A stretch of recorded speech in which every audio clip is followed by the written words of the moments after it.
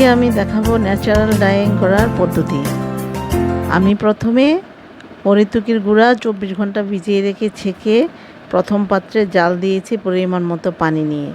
তারপর আমরা এখানে যে কাপড়টিতে রং করব, এখানে আমার কাপড়ের পরিমাণ হচ্ছে 2 গজ। এই কারণেই আমি প্রথম পাত্রে পরিমাণ মতো হরিতকির ভেজানো পানি নিয়েছি এবং ফুটাতে দিয়েছি, এবং দ্বিতীয় পাত্রে আমি দিয়েছি পটাশিয়াম গ্লাইকোমেট 1 তোলা এবং কপার সালফেট 1 তোলা। তো এইভাবে করে আমি কাপড়টি দিয়েছি। প্রথম পাত্রে আমি কাপড়টি রাখবো 10 মিনিট এবং দ্বিতীয় পাত্রে কাপড়টি রাখবো আমি আরও 10 মিনিট। এভাবে করে কাঙ্ক্ষিত রং না আসা পর্যন্ত প্রথম পাত্রে 10 মিনিট এবং দ্বিতীয় পাত্রে 10 মিনিট এভাবে করে আমরা জাল দিতে থাকব।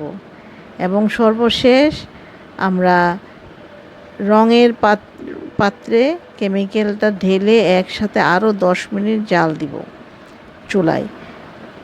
আমরা জানি যে এই ন্যাচারাল ডাইং ধোয়ার সাথে সাথে রঙটি আসে না। এই রঙটি পেতে, কাঙ্ক্ষিত রঙটি পেতে আমাদের অন্তত আরও 1 দিন সময় অপেক্ষা করতে হবে। তাহলে আমরা ভালো করে কাপড়টি ধুয়ে রং করার পর ছায়ায় শুকিয়ে নিব, তাহলে আমরা আমাদের কাঙ্ক্ষিত রঙটি পেয়ে যাব।